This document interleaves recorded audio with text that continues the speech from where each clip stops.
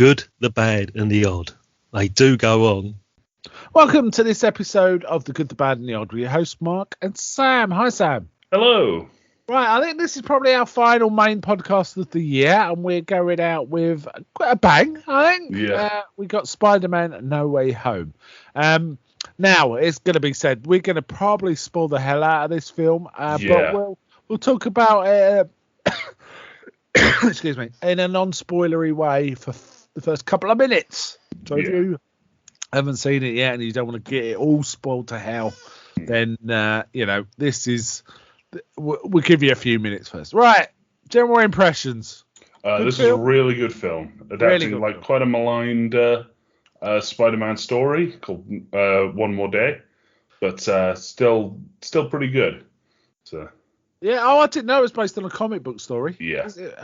Okay, right, okay. I thought this was excellent Spider-Man. It wasn't my favourite Spider-Man. I still think I like Spider-Man 2 the best.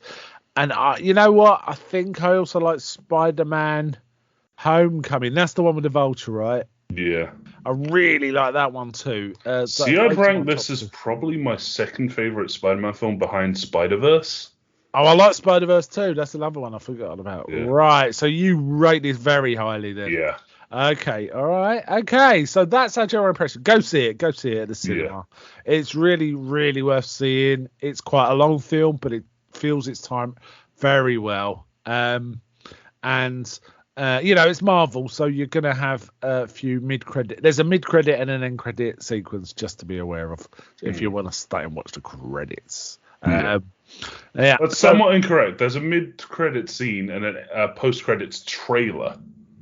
Yes, it's more a trailer for a coming film, isn't it? Yeah. It's not. Yeah, you are right. So it's not even like a Avengers style hint for over an Iron Man. It's just a full on trailer. I reckon they're going to release that in like a couple of weeks or so. Yeah, it's the Doctor Strange movie that's coming. The Multiverse of Madness, which I'm looking forward to. Actually, I am looking forward to. So. If you're not bothered about the trailer, because trailers aren't as much fun as I don't think as end credit sequences, you can leave after the mid credit one. But I'd definitely recommend staying for the mid credit one. But I don't want to spoil it, so I'm not going to talk about it anymore. We will talk about it, but we will later in this episode. Right? Okay. All right. Now, so it's spoilers from this point on. You enter at your own risk. Okay. So this is Tom Holland's third outing as Spider-Man. Well, it's his sixth outing. Oh, you are right. As his own film, that was why there was that whole thing with Sony about whether there was going to be more Spider-Man films in the MCU, because they had like a contract for, I think it was 5 films, and Spider-Man had been in 5 films, but they'd only actually earned money on 2 of them. So they were salty about it, right? Yeah. Okay. But if they own the rights to their character, they deserve to earn some money off of it. Yeah. But they didn't earn any for Civil War, Endgame, and Infinity War. Dodgy. They must have signed a back. Yeah, it's like, I don't understand contract law 100%, but it's wild. Okay. Yeah. All right. So this one is Tom Holland's sixth outing. And you probably know this from the trailer.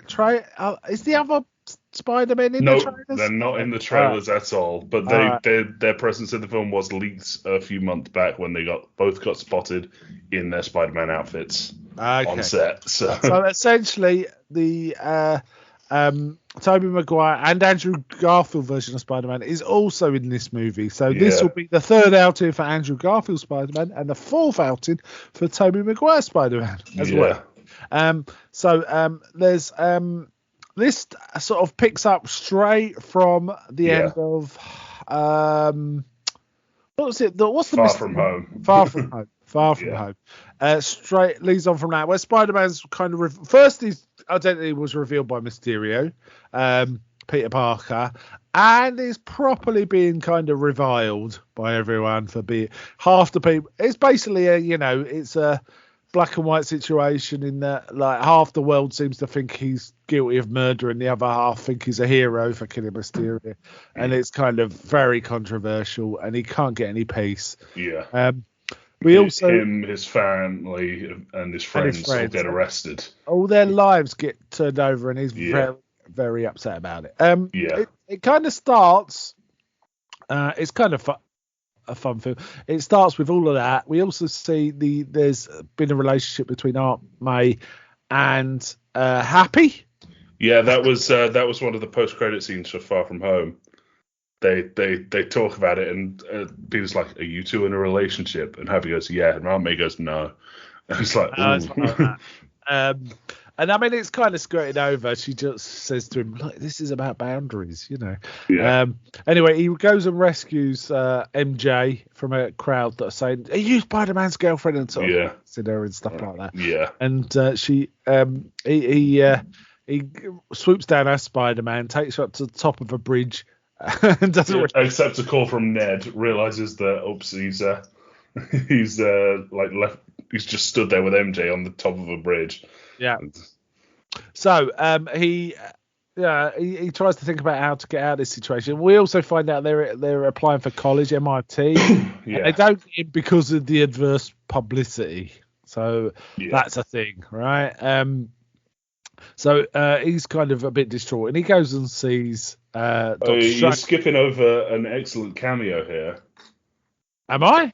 Yeah, of Matt Murdock showing up. Of course. Yeah, Charlie Cox as Matt Murdock. Yeah, we get briefly gets a quick show of his powers where someone throws a brick through the window and he just catches it before it hits Peter. It's coming Peter, who is also like ready to catch it. And Peter's like, "How did you do that?" He goes, "I'm a good lawyer." Yeah.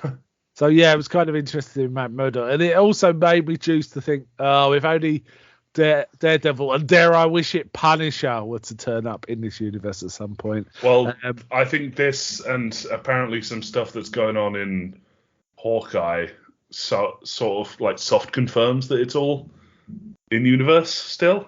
And the Punisher, and I guess. So. And Wilson Fisk even. Yes. Bit of Kingpin. Wilson Fisk was. I keep forgetting how good that was. That Daredevil first 2 seasons with Wilson Fisk and the Punisher. But yeah, it was a nice reminder. I wasn't expecting it. Did you know he was in it? Did you? I didn't. I'd heard Kevin Feige made a big announcement that Charlie Cox was gonna play Daredevil in something.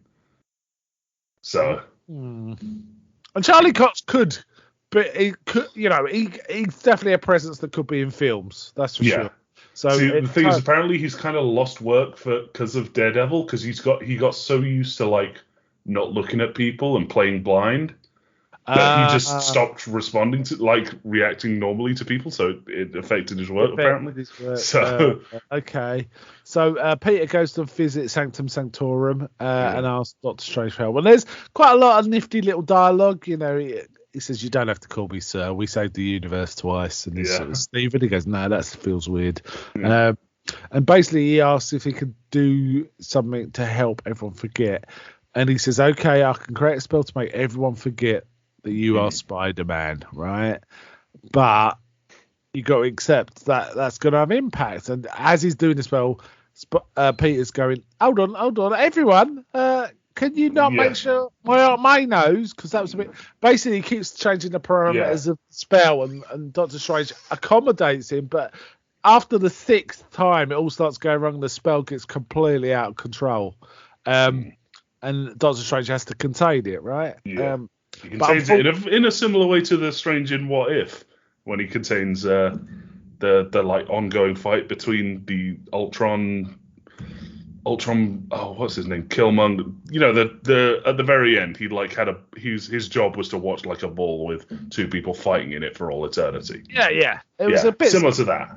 But he contains this spell. But what he doesn't realise is some people that, for some reason, the spell was kind of backfired, and it's drawn people from other universes who know Peter Parker. Sorry, who know Spider-Man, I should say. Who knew Spider-Man as Peter Parker. As Peter Parker, and have brought them into this universe. So strange things keep popping up. And the first one is pretty awesome, I have to say. And it begins because he tells Doctor Strange, you know, Doctor Strange is like, "We can't continue this. We're going to have to." And he says, "Oh, no, I'm not going to get into MIT." Yeah. And he says, "Well, what did they say when you phoned him?" And Peter's like, "Well, I got the letter. This is phone admissions." You got me to try and brainwash the entire universe instead of just calling them. Yeah. And from that, he finds out from his that well, he goes, well, when you put it like that, and it's a cut to him outside the door slamming shut. Slamming shut. It's kind of fun. He finds out nitwit that was a bit of a dick in the first. Flash Thompson. Flash, that's it, Flash. And sort of says, who's at MIT mix, and says, is the vice chancellor still there? Because she just left for the airport, so he knows where she's going. So he, as Spider-Man, he like swings up and he starts gets himself into a suit and he walks up, and then a massive tentacle bursts through the road. Yeah, a familiar one. So Doc Ock turns up, and played by Alfred Molina. Fantastic. Yeah. I'm assuming he was de-aged a bit as part of this, but I couldn't tell. See, I've remembered seeing him as like, he must have been made up to look older, because I remember seeing him and it's like, man, he's really old now. So, because he's like, I think he's like 70 or nearing that. Yeah. It's good 68. Actor, it's a good actor. I was like, yeah, he's quite old. And then they showed him and he looks pretty much the same as he did in Spider-Man 2. And then I Googled it and he still looks the bloody same as he did in Spider-Man 2. So, who knows? Yeah, maybe. And it could have been makeup also would help. Yeah. So Doc Ock turns up and we get some awesome fighting where Doc Ock's throwing cars around and doing all this. And we also get a moment where the tentacles somehow absorb the nanotech. Well, they like rip a chunk of his suit off, and it like absorbs onto the tentacle. Yeah. And even Doc Ock's going to like, what the hell's going on here? And then, like his first statement is, "Oh, nanotechnology, you've upgraded," and then like Peter's control HUD shows up as like, "Hey, I found a new item," and it connects to the tentacles, and like he's able to take control of them. And it's able to control. Because he saves the vice chancellor, she goes, I will talk to admissions about all three of you. He goes, no, just MJ and his friend Ned. I'm not asking for me. He goes, I'll talk about all three of you, she says. And then she starts harassing. Also, I remember I talked about this last time we did a comfy chair. Superheroes doing superheroics, like saving people. Yeah, we finally got some of that. Yeah, it's nice. Yeah. In fact, I haven't mentioned it, but I did also watch the first Spider-Man, Tobey Maguire Spider-Man, yesterday evening after seeing this in the morning. Again, Spider-Man saving people. It's great. Yeah. It's great. A good film that. It gets a bit maligned now, doesn't it? That whole series, but honestly, great film. And I'm gonna be watching Spider-Man 2 tomorrow. I really like Spider-Man 2, so I'm looking forward to watching it again. Okay. But yeah, so he Doc Ock gets wrapped up by his own tentacles then, right? So they've got him caught. And then Green Goblin shows up. Yeah, but Norman Osborn kind of turns up saying, I heard Spider-Man was here. No. Green Goblin shows up on the bridge. Hucks a bomb at them. Yes, you're right. I forgot about that. Yes. And even Doc Ock is like, Osborn? And then they both get like pulled away by Doctor Strange. Yeah. Who then basically tells them the premise of the film, that other people from that know Spider-Man from other dimensions got pulled through, and he needs to hunt down all of them. So it gives him like an arm-based zapper thing to instantly transport them to holding cells in the Sanctum Sanctorum, right? And we also see the Lizard, right? Kurt Connors is there. Kurt Connors, the Lizard from The Amazing Spider-Man. What's his mate's name? Is it Ned? I can never remember. Ned Leeds. Is that a dinosaur? And all that. So Strange explains what's going on, as you said, and they need to capture those, and they capture a few others, don't they? Yeah, they capture Electro from Amazing Spider-Man 2, played by Jamie Foxx, who now actually gets to, be himself instead of loads of makeup and blue man. Yeah. So. And we get the guy, Sandman, right? Yeah, we get Sandman, as played by Flint Marko is the character's name. What was it? Tom? Oh God, I can't remember his name. Thomas Hayden Church. Yeah, it's really good, that actor. I don't see him in much. It was good to sort of have him back, but it was mostly Sandman in this. He mostly stayed like disguised. So. Yeah.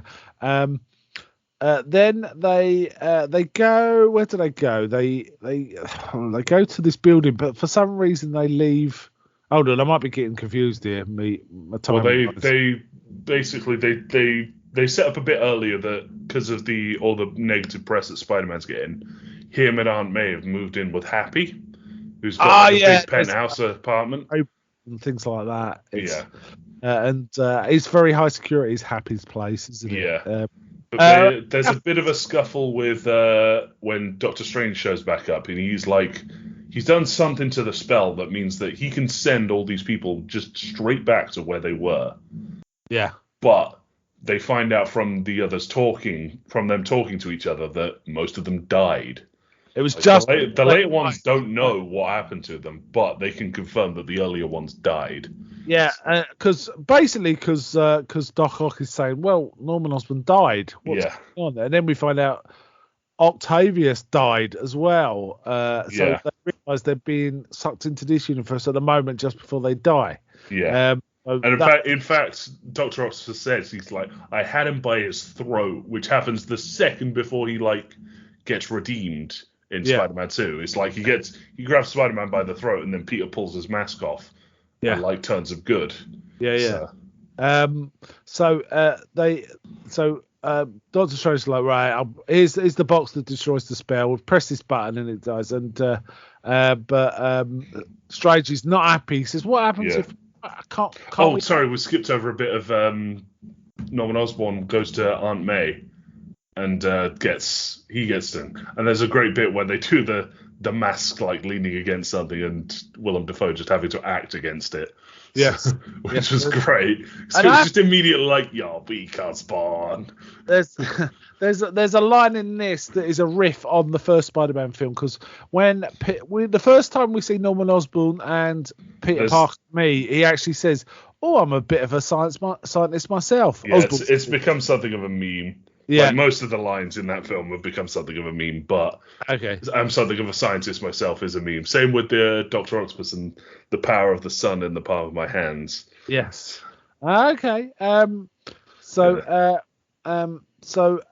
Parker, he takes the bot. He has a fight with Doctor Strange. He somehow gets Doctor Strange hanging above the Grand Canyon for 12 hours. He figures out, there's some maths term. Some it's math, physics, something like that. But geometry, right? Or some sort of geometry thing. But he recognizes the pattern, and he's able to use it to trap Strange. Yeah, he does say something like, and he takes his ring. It's math. It's like, ooh, you're such a nerd. It's so Peter Parker. Okay.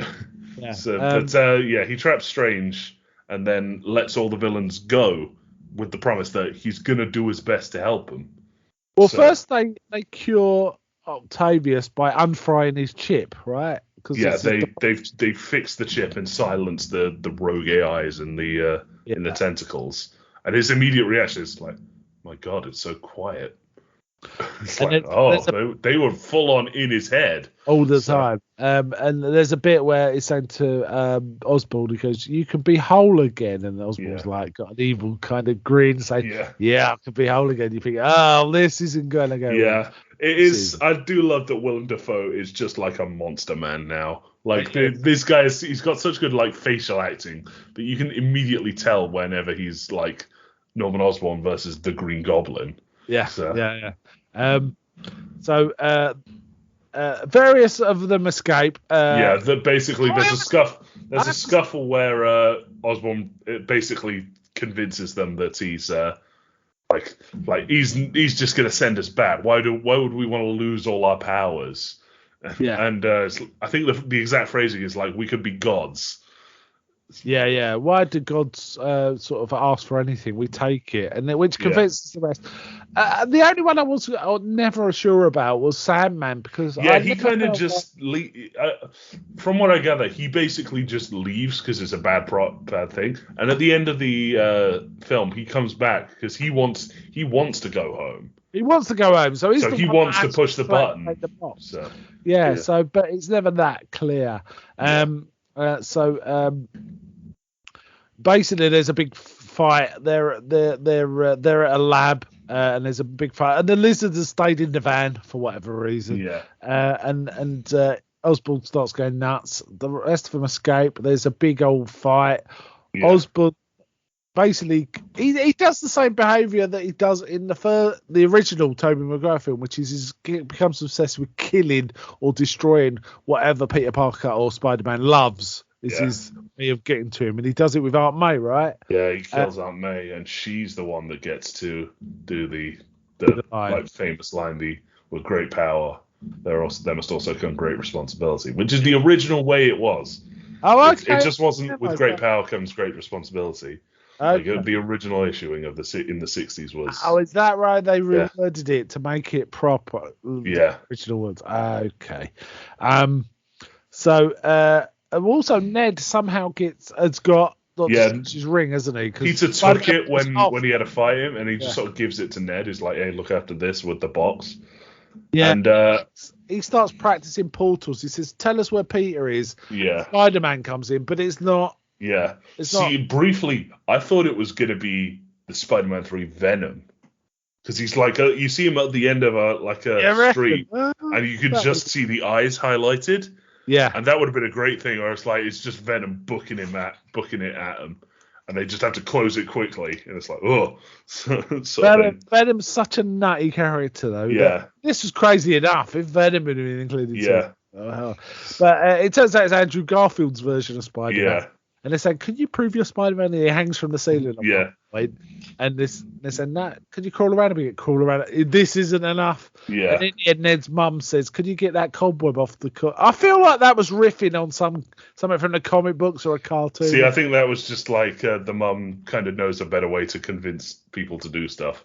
Sort of thing. Okay. Also, she kind of weirdly acted like she knew when Tobey Maguire comes through, which happens next, right? Yeah. They do a portal and there's a dude standing there saying, "Well, he's just come through. It's just some dude," and it turns out he's Peter Parker too. Yeah. And the mum kind of acts like she knows him, and I was looking for some sort of connection in the first movie. Didn't see it. There was a one. Yeah. So, but it just felt a bit like that, right? Yeah. Going on. So basically, they got Peter Parker's. It would have been amazing if they got the 70s TV Spider-Man in as well somehow. Yeah. But I think this was fine. Yeah. I don't think they'd have been able to manage. Spider-Man Noir from the multiverse would have been amazing too. Or, Miles Morales. Yeah. Okay. So it's like you can daisy chain your way to that being connected to this. Yeah. But we'll talk about that when we get to the scene involving it. Okay. So. All right, though. So they kind of they find Peter eventually, right? They find him on the roof of his school morning, and he gets introduced to the other Spider-Man. I mean, he's devastated. Yeah. Right, and his resolution is like, I'm going to kill him. Like, I'm going to send them back, and they're going to die, and that's going to be that. Yeah, but they're like, no, we help people. That's what we do. Yeah. But they also share their stories of who's died. And Andrew Garfield's probably the most tragic.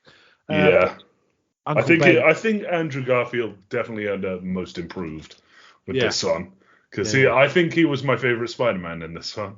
Yeah, he was good. They were all good. I thought they were all good. They were all really good. I think just he was like, from being like an annoying, like somewhat brassy guy in The Amazing Spider-Man to being this. And it was interesting. Really, he talked like all he did was be Spider-Man because it was his way just getting through every horrible day, right? Rather than actually helping people, right? That's how it kind of came across. And so they kind of all start working together because they're all kind of scientifically minded. Yeah. They twig on that they can, between all of them, they can cure everyone. So. Yeah. And they did have something for Electro, so they're just rebuilding that. Yeah. So they've got these three things, and Andrew Garfield's one goes, "Oh yeah, the lizard, I killed him already. It's no problem, leave it with me." It's kind of like that. You cured him already. Yeah. The Peter Parker of our universe says, Tom Holland, Peter goes on a news broadcast and says, and it shows them the box. Basically, he's baiting them, right? He's to come to him. And there's like a pretty good moment where Ned turns around and goes, "Hey, Peter," and they all look up and they all start like pointing at each other, which is like a semi-famous meme of Spider-Man pointing, well, two Spider-Man pointing at each other. Yeah, and they just recreated it in real life. They did it in Spider-Verse too. I remember that one. Yeah. Isn't there also some more? There's some pretty slam bang fighting with the likes of Electro, isn't there as well? Yeah, he fights to recover Electro and Sandman. They have a big old scrap in a power station. Yeah. So. And Peter Parker stays there to repair it all because he doesn't want to get any more bubble. Oh no, that's earlier on. That's significantly earlier on. Yeah, that is earlier on. Yeah. But yeah, he sends out the message to like beat the villains to come to him. Yeah. And 3 of them show up. It was Lizard, Sandman, and Electro all show up. And wait, before they do it, they have like a pretty like cute little discussion about it's like, so what's the worst thing you fought? And they're like, oh, and Toby was like, man, I fought this weird space alien thing that tried to possess me. And Tom Holland's like, yeah, I fought an alien too. Except I fought him on Earth and in space. He was big, purple, and he wanted stones. And I like Andrew Garfield's just sat there, it's like, I haven't fought an alien. I fought like a guy in a giant robot rhino suit. It's like, I want to fight an alien.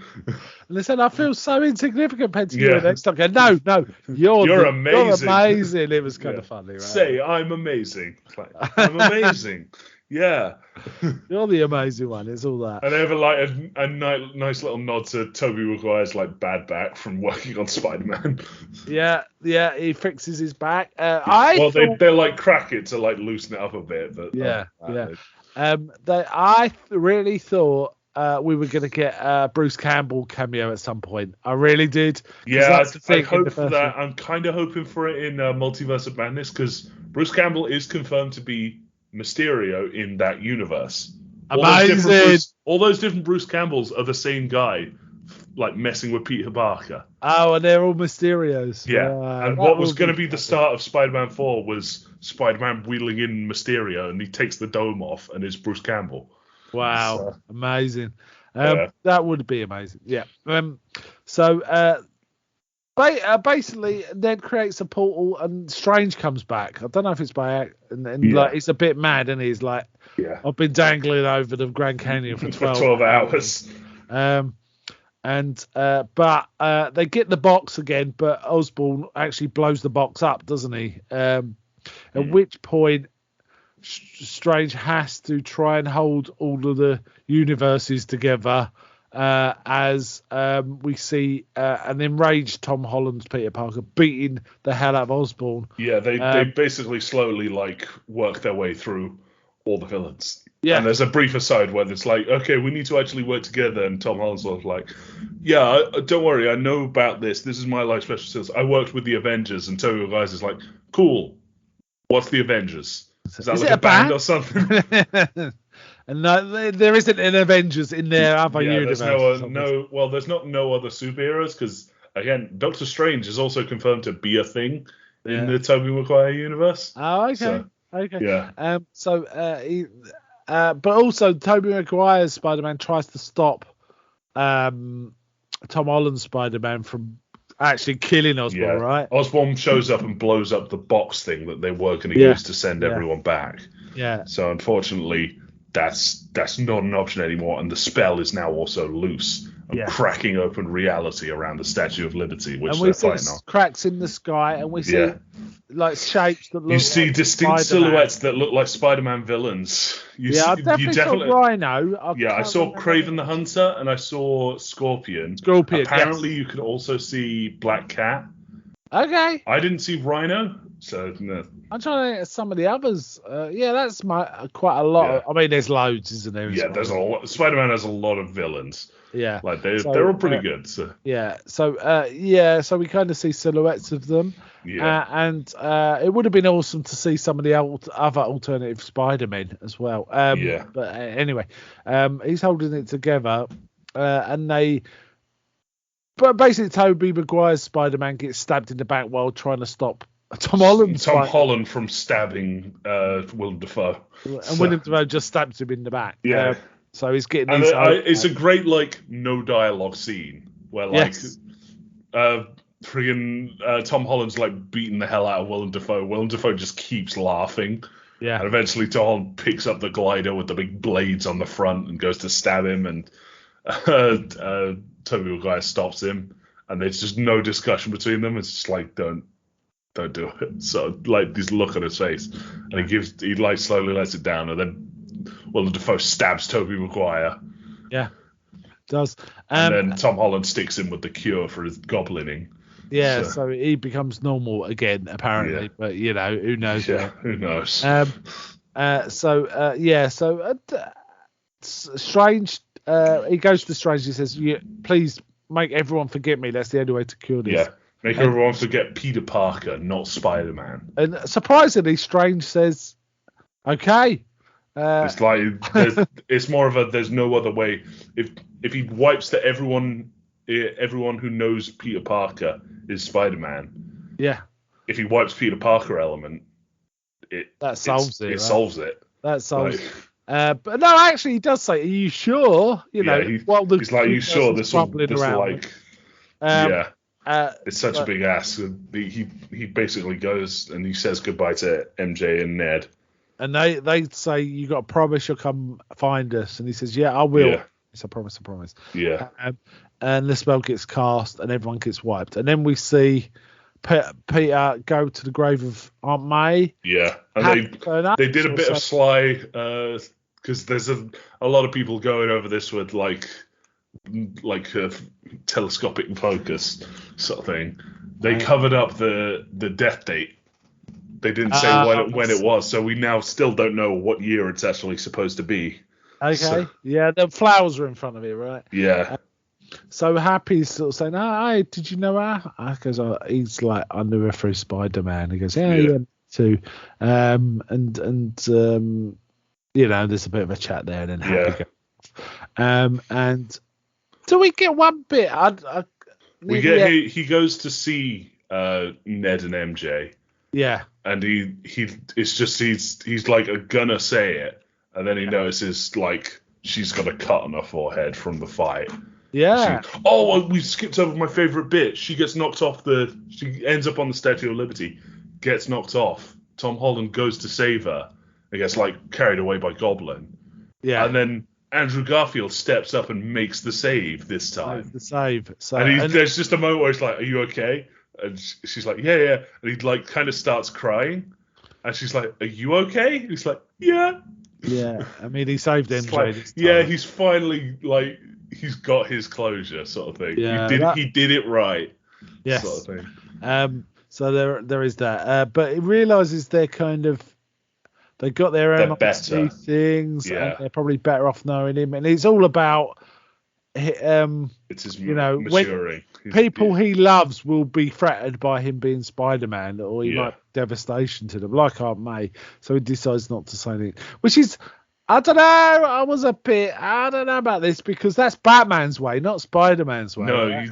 Spider-Man's done some messed up things to to help to protect the people that he's closest to. Yeah. Okay. So there is that, and he is gonna sort of carry on as Spider-Man. Is the sort of and he makes a new suit because he's not got access to the Stark Tech anymore. He's not got his support of his friends. He makes a new suit that's closest to the. I think it's the closest to the actual comic book that I've seen. Comic book, yes. So there is that. So he is going to carry on Spider-Man but all alone. It's quite desolate, really. But it does reduce it to like prime Peter Parker. This is how Peter Parker should be. And I was trying to work. So which means his school record is. His school record gone. So he can't go to MIT. Yeah, can't go to MIT. He can't go to nothing. People reckon it's like it's got some fluctuating reality element because there were pictures. And even if like people forget who Peter Parker is, if the pictures exist, it's going to be quite an easy this guy's Spider-Man. So they're probably gone too. Yeah. Okay. Yeah. I should mention all the way through the film, J. Jonah Jameson is still being a dick on the internet. And it's stupid InfoWars knockoff. Yeah. So that's happening. And we get the end titles, and then we come to the two post-credits. The post-credits. Oh, I love this post-credits. Is Eddie Brock, Tom Hardy, I mean, Yeah. with Venom. That was amazing. I really loved this one. Yeah. Now, let me get this right. He is now in this universe, but for some reason, he's not been sent back. No, he did get sent, but he was pulled to the universe at the end of Let There Be Carnage.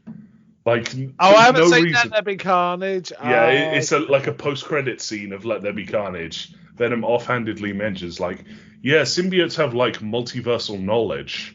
And then it immediately gets teleported in as for the announcement, like, Peter Parker is Spider-Man is Peter Parker. And it's like, what the hell's going on? Sort of thing. So he got transported to the MCU at the very end of his movie. And then at the very end of this movie, after maybe 10 minutes, like 5 minutes total screen time in the MCU, he got sent back. So Venom is in the MCU now, and yeah, but he did leave a little blob of Venom behind. He did. So that I think they're gonna lean into the black suit Spider-Man storylines.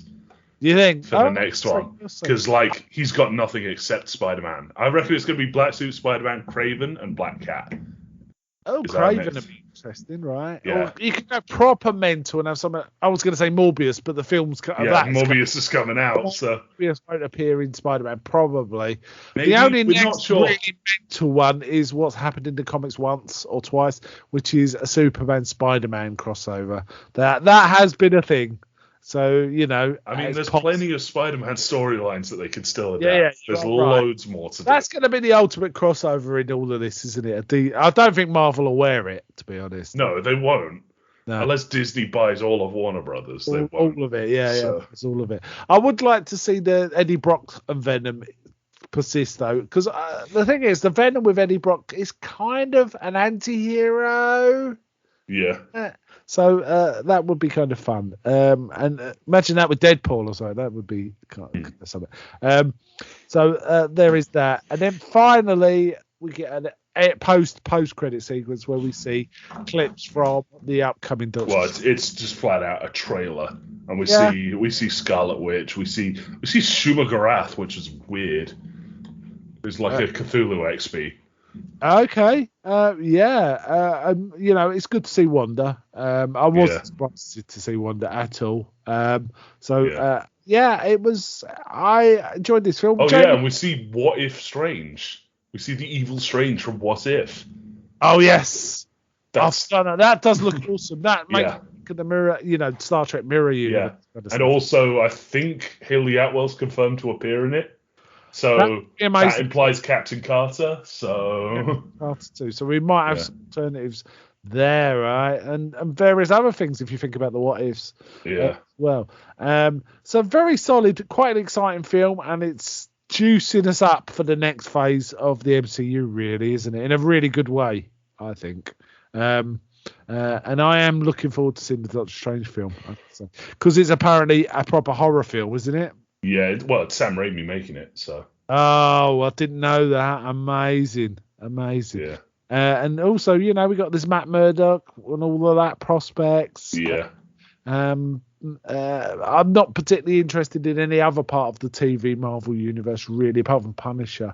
I like the Flash, but they've got their own Flash. The what? Sorry, not the Flash. Sorry, I'm mixing it out with the DC stuff. Forget it. That. I'm being goofy. Okay. So, I mean, great film. It's doing well at the box office, I'm glad to say. Yeah.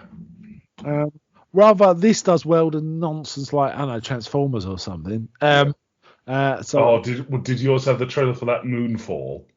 Yeah, that looks good. Oh my god. Like, Roland Emmerich's gone off the deep end. Yeah, no, I want to see it. I like Armageddon, you see, so it's like that, isn't it, right? It's one of those kind of... I kind of want to see it. I like also Patrick Wilson's in it, and I like Patrick Wilson, but we're kind of diverted now. Yeah.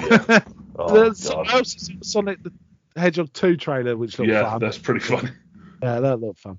I mean, this was a great film. Let's give it a rate. I mean, there was really nothing weak about it in any way, I don't think. Nah. Solid story, well put together, emotional investment, exciting, funny. You felt the pain. You felt. Yeah, this is a very deeply tragic film. Yeah, so. it's a not really nice piece of cinema. I have to say. Yeah. Really, really nice piece of cinema. What would you give it on your rating scale? I'd give this easily a 9.